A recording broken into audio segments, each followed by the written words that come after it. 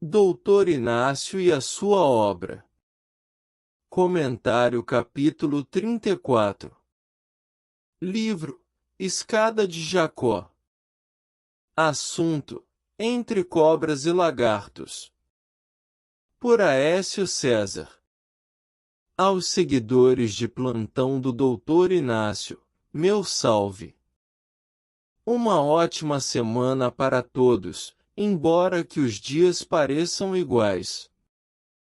Não é difícil encontrar nesse mundão de meu Deus, pessoas que só sabem reclamar e a se entregar às doenças que, muitas vezes, poderiam ser evitadas.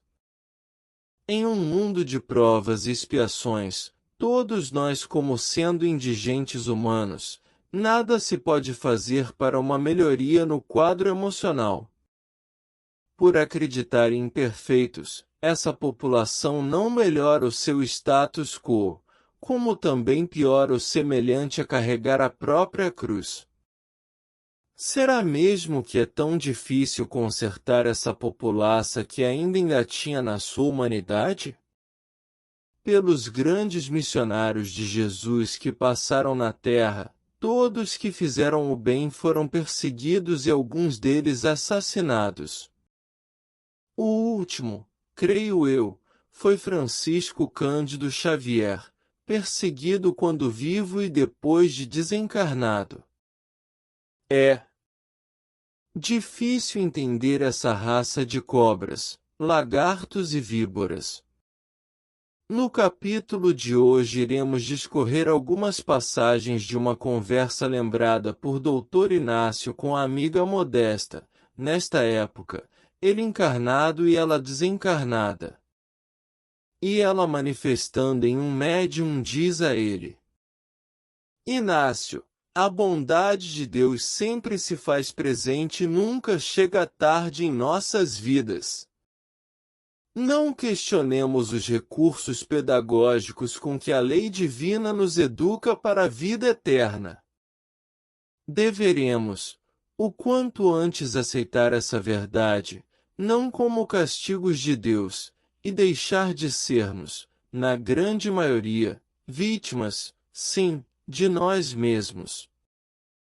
Como sempre digo, ainda temos dívidas para com a justiça divina, pois ainda somos réprobos da criação, vindos de outras paragens, de outros planetas para esse mundo, hoje, no estágio de provas e expiações. Somos, vamos dizer assim, um bando de extraterrestres. E ela diz uma verdade. Alguns são escolhidos, ou se escolhem, a si mesmos, como instrumentos, para que não nos esqueçamos de nossas deficiências. Sim, são tantos irmãos com enfermidades que nos testificam como somos vulneráveis a bactérias e vírus. Por isso não devemos nos entregar a elas. E ela continua com suas ponderações. Sem a vontade de Deus, nada podemos, os nossos parcos conhecimentos pouco valem. Não nos vangloriaremos, pois, sequer das luzes espirituais que nos favorecem pelo que a doutrina espírita nos enseja. De fato, muitos pensam porque tem um canudo universitário, pensa ser o dono do mundo. Esses bem cedo serão desmascarados. E não será porque estamos com o Evangelho debaixo do braço ou com a língua afiada nas passagens evangélicas que nos tornamos missionários do Senhor. Lê do engano. E ela nos faz refletir sobre. Carecemos, sim, de quando em quando, experimentar certa sensação de fracasso, com a finalidade de tudo esperarmos daquele de quem tudo procede e não nós mesmos, que nada de bom possuímos para oferecermos aos nossos semelhantes. Nosso emocional em desequilíbrio é retrato do que realmente estamos passando. Choros e ranger de dentes. E é nessa hora que deveremos dar nosso testemunho da crença que professamos. Ou para que então uma religião que não aplaca nossos sofrimentos, não é mesmo? E ela mexe na ferida do orgulho de muita gente.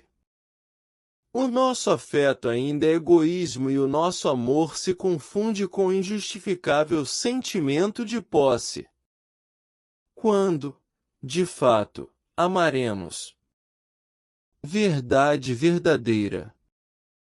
E puxa nossas orelhas quanto o Senhor nos corrige sempre e as mazelas dos semelhantes são as nossas próprias que se materializam, diante dos nossos olhos, a fim de que não venhamos pretextar qualquer desconhecimento delas. Aqui sempre apontamos o dedo em riste para o cisco nos olhos dos outros, esquecendo que nos nossos se encontra uma trave pegajosa e indigesta. O tombo aqui é certo e mesmo assim não nos corrigimos. E para finalizar uma verdade para nossa reflexão, vemo-nos uns dos outros e exibimos, de público, as chagas que tentamos ocultar no espírito. O mal que praticamos, por menor que seja, é suficiente para fazer com que sentimento de culpa renovador se instale na consciência de todos os que se sentem, direta ou indiretamente, responsáveis por ele. O mal está em nós e não no mundo. Podemos reverter essa caótica situação quando procurarmos exercer nosso papel de cristão e não somente de religiosos, que, a meu ver, não está modificando o mundo íntimo de ninguém. Despertem, ó homens que dormem. Até quando permanecer nas trevas de si mesmos? Comigo, meu caro ouvinte amigo?